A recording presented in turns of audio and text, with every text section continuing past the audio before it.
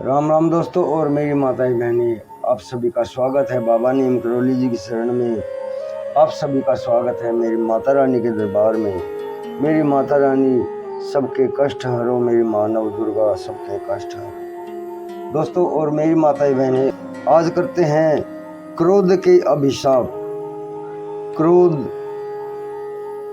जो व्यक्ति करता है, क्रोध आने के बाद वो क्रोध का नशा ऐसा चढ़ता है उसे कुछ दिखाई नहीं देता, बाद में पछताना भी पड़ता है। अतः पूरा सुने। क्रोध के अभिशाप बहुत ही अच्छी इसमें उदाहरणार्थ कथाएं भी दी गई हैं। पूरी सुने।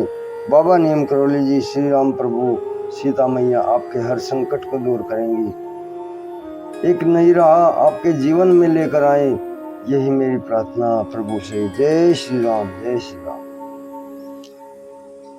धर्म का प्रधान स्तंभ है क्रोध, यानी कि क्रोध का त्याग धर्म का प्रधान स्तंभ है। क्रोध आदि दोषों को छोड़कर शांत्यादि गुणों को ग्रहण करना एक क्रोध कहलाता है। क्रोध मन के उन विकारों में से एक है जो मनुष्य को धर्म मार्ग से अलग कर देता है।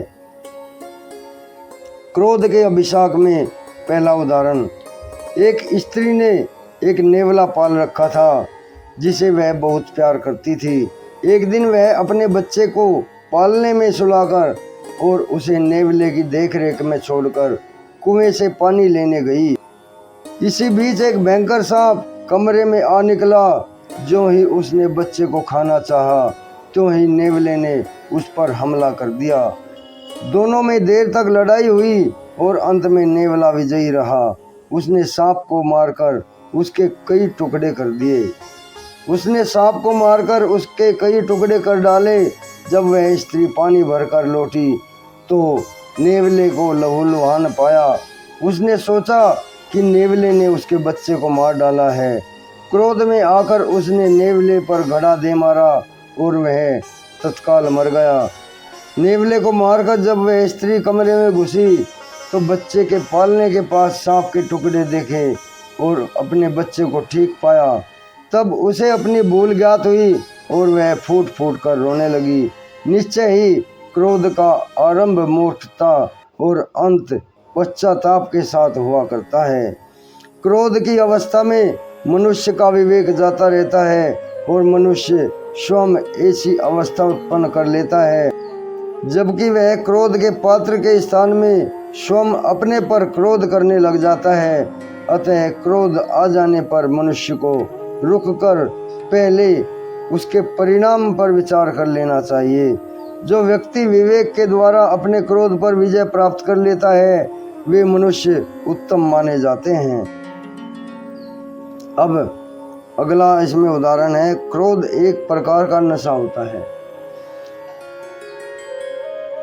क्रोध एक प्रकार का नशा होता है जो मनुष्य के अभ्यंतर को मनुष्य से तो छिपाता है परंतु दूसरों पर प्रकट कर देता है। क्रोधी जन अपनी आत्मा का विकास करने में तो असमर्थ रहते हैं परंतु अपनी आत्मा के विनाश का कारण बनकर बड़ा दुख पाते हैं।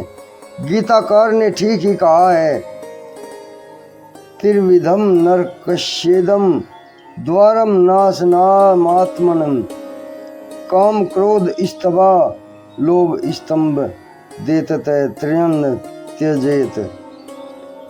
अर्थात काम क्रोध तथा लोभ ये आत्मा का नाश करने वाले हैं तथा नरक के 3 द्वार हैं, 3 प्रकार के द्वार हैं।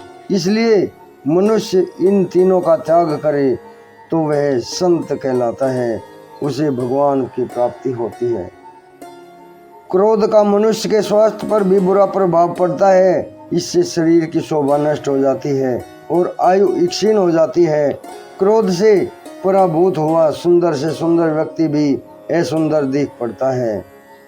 क्रोध ही अपना शत्रु होता है। अगला उदाहरण है इसका, काम और लोभ की भांति क्रोध भी मनुष्य का शत्रु ही होता है, जिसके कारण मनुष्य के मित्रों की संख्या बढ़ती है और मित्रों की संख्या घटती जाती है। परिणाम स्वरूप मनुष्य का सामाजिक एवं व्यक्तित्व विकास कुंठित हो जाता है। इतना ही नहीं, अपने विपर्य होकर मनुष्य के अनिष्टा का कारण बनते हैं। रावण के क्रोध ने विभीषण को पराया बनाकर उसके सर्वनाश की भूमिका तैयार कर दी थी। रावण ने अहंकार किया, कामुकता, पशुबल और क्रोध के वशीभूत होकर जो आग जलाई, उससे बचने के लिए महात्मा विभीषण ने सत्य प्रयत्न किया, परंतु रावण को अपनी जलाई हुई आग में जलकर नष्ट होना था। वह तो नष्ट होकर रहता ही।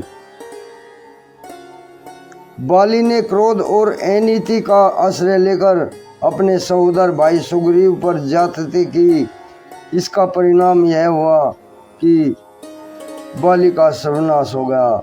यदि सुग्रीव के साथ अन्याय न हुआ होता और बाली उसके उद्बोधन को मानकर अनीति का मार्ग त्याग देता, तो वह राम के हाथों न मारा जाता। विभीषण और सुग्रीव रावण और बाली के शत्रु न थे, अपितु इन दोनों का पशुबल और क्रोध ही उनका शत्रु था। दोस्तों और मेरी माताएं बहनें, क्रोध के अभिशाप और अक्रोध होता है क्रोध का त्याग करना। अगर हम क्रोध का त्याग कर दें तो हमारा जीवन स्वर्ग समान हो जाता है। इस पाठ को आगे भी शेयर करें। प्रभु श्री राम जी, हनुमान जी, बाबा नीम करोली जी आपके हर संकट को दूर करें, यही मेरी प्रार्थना। जय राम, जय हनुमान जी, जय बाबा नीम करोली महाराज जी।